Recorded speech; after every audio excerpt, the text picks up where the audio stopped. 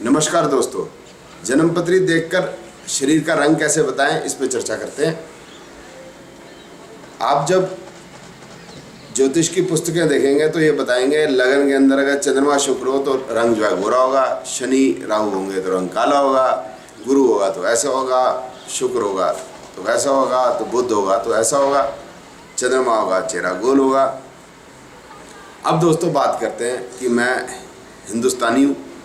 अब मेरा समझ लें कि चंद्रमा और शुक्र जो है वो लगन में बैठे, ठीक है।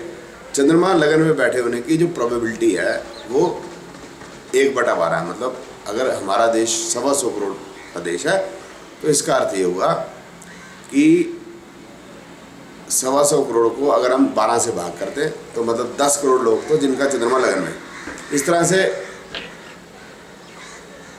10 करोड़ लोगों का शुक्र लगन में। अब वो क्या सारे गोरे हैं? नहीं। अब खासकर देखिए जो केरल से लोग हैं या तमिलनाडु से लोग हैं, साउथ इंडिया से हैं, वो तो काले ही होते हैं। वो गोरे होंगे? नहीं। मेरे को देख लीजिए कि मेरा चंद्रमा लगन में हो जाए, शुक्र दोनों भी लगन में हो जाए तो यूरोपियन से मैं काला ही होऊंगा, इतना गोरा कभी नहीं हो सकता।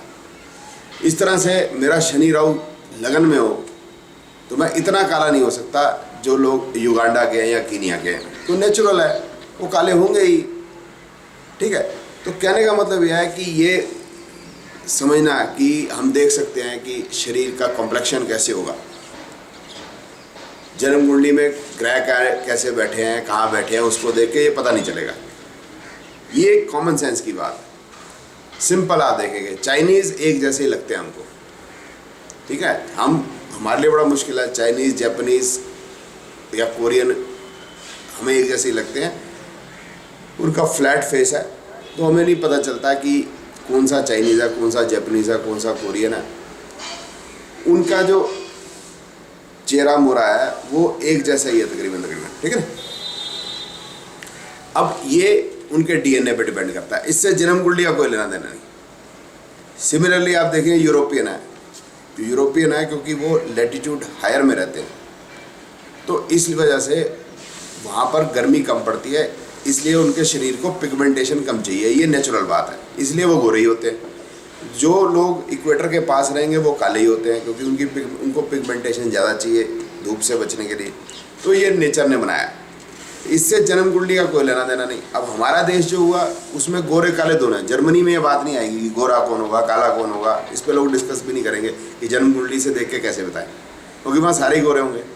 लेकिन हमारे देश में क्योंकि वो कश्मीर से कन्याकुमारी तक लोग गोरे काले गेहूँ सभी होते हैं, क्योंकि जो हायर अल्टीट्यूड पे भी रह रहे हैं वहाँ पर गर्मी कम पड़ती है तो वो लोग गोरे होते हैं। जैसे हिमाचल हो गया, कश्मीर हो गया, और लैटिट्यूड भी हायर है। और जो इक्वेटर के पास हो गया जैसे केरल और तमिलनाडु है, वो में काले ही होंगे। तो इसलिए यहाँ पर चर्चा होती है गोरा कौन होगा, काला कौन होगा। रंग में फ़र्क है, हमारा देश जो है यूनिटी इन डाइवर्सिटी है, रंग में फ़र्क है, इसलिए इसकी चर्चा है। लेकिन इसमें चर्चा करने की कोई आवश्यकता नहीं है।